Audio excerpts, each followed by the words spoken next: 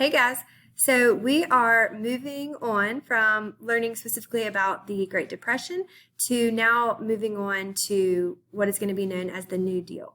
So we previously learned about causes and effects of the Great Depression and the impacts that it had on American society and industry. We also talked about President Hoover and his policies to help us with the Great Depression, or maybe lack thereof policies. He didn't really do so much to help us. Or help the American people. He really thought that the economy would work itself out, and he didn't really believe in government handouts. He did do some things to help to get the economy rolling, but not as much, as FDR is going to do. And so that's kind of where we are, and what we're talking about is FDR has been elected president, and he immediately wants to start doing things to help the economy and help the American people. And so he is going to immediately, with his first 100 days of presidency, start working to give people, relief, immediate relief. He wants to help people get food, shelter, whatever they need immediately. Because remember, he is known for relief, reform, and recovery. Relief being the immediate, so food and shelter. And then recovery, maybe to think about in the future, but not so far off future, maybe in the next year or 2 years. And then finally, reform. He wants to make sure that there are policies and acts in place that will help the people in the future, and also to prevent these types of things from happening again. So specifically within his first 100 days, that's where we're going to focus on the relief aspect. And so one of the first things that FDR does as president to help with the Great Depression is he closes all of the banks. So he does this, and he claims it as a national holiday, and it's a bank holiday where all of the banks are closed. And he wants to restore faith in the banks, because you need money in the banks. If banks don't have money, they're not able to loan money to people to purchase items. They're not able, remember, to invest and try to make more money. We need money in the banks to help stimulate the economy and get things going again. And so FDR has to figure out how to get people to trust the banks. People would prefer to keep their money under their bed or in their, just stored wherever in a coffee can. They don't want to put their money in the bank because they don't trust the bank. They've already lost money. Remember, almost every bank in America went bankrupt. And so he closes the banks and, helps restore faith. One of the big things that he does with banking is the FDIC, the Federal Deposit Insurance Corporation, where it says that if you put your money in a bank, it is federally insured up to a certain amount. At that time period, I believe it was $2,500. So, your money up to $2,500 would be insured by the federal government. So if something were to happen to that bank, they were to go bankrupt and lose all of their money, the federal government is insuring it and saying you will still get your money back. And then we still have the FDIC around today. These acts and policies weren't just from that time period. They are still very influential in our society today. And so the FDIC, if you go to any bank in town, you can look and see a little sticker on the window that says, Federal Deposit Insurance Corporation, and it lets you know they are a federally insured bank. So that's really interesting. And then something else he did with the stock market specifically, which is still around today, is the SEC. And that is basically, just to easily put it, the watchdog of the stock market. They regulate and monitor the stock market so that there is no illegal activity,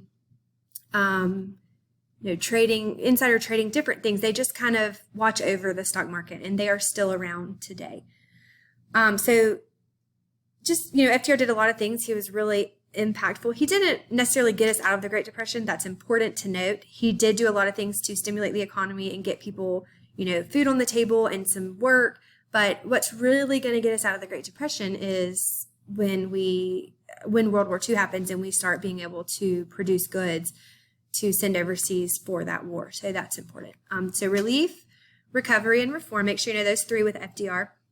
And then just some other ones just to kind of remind you again of things that we've talked about and that we're learning about.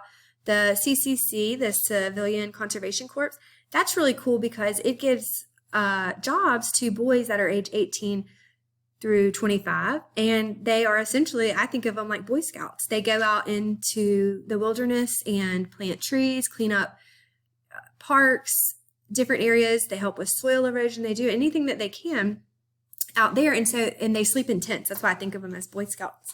And they are going and working because a lot of these boys, they're young, 18 to 25. They probably don't have families. They don't have a lot of roots in their cities that they're from. And so they are able to go and get jobs, outdoors and work. Another really important thing that it does, besides just giving them jobs, it takes a lot of pressure from the cities and the jobs in the cities and leaves those jobs open to other people. So it relieves the pressure of, the huge amount of unemployed in the big cities. So that's something to think about. And then trying to think, there's a lot of policies and acts that we talked about. We talked about how FDR helped everyone, even artists and musicians. He would pay for, shows to be performed so people could go, and he thought that it would not only boost the morale of the American people, but he thought they would also possibly spend money on going to get ice cream or dinner or, something after they saw a movie or a show or a concert. They would be happy and they would be willing to spend a little bit of money. So it would put money into the economy. So that happened. And then remember, FDR is going to be a really loved president. A lot of people are going to like him. A lot of people aren't going to like him. They think he is too liberal and, gives too many things away and has too much government control. So it's really kind of just a 50-50 on what people think of him. But he did really try his best to help the economy in our country. That's why he was elected 4 times. He's served for a very long time. And so he's our president with the Great Depression, the New Deal, and then for almost the entire World War II. So really important to note that. And people thought of him as a father figure, a grandfather figure. He was really well known for his fireside chats where he would sit and they said they would listen to him come over the radio, and he was very honest with the people and he gave them an update on what was going on. He didn't sugarcoat things, and he talked to them as if they were just like a friend or a family member having a dinner conversation. And so people really loved that about FDR. So some other things that we have learned about are going to be Hoovervilles and soup kitchens. Remember, soup kitchens are going to be popping up right now. People really need that relief. They need food. And so I think your book describes it as, while businesses were all closing, soup kitchens were opening because people really needed relief. So that's what we're doing right now. That's what we're learning about with the New Deal, FDR, relief, recovery, reform, and Hoovervilles, talking about a lot of people being homeless, having to find jobs and shelter wherever they can.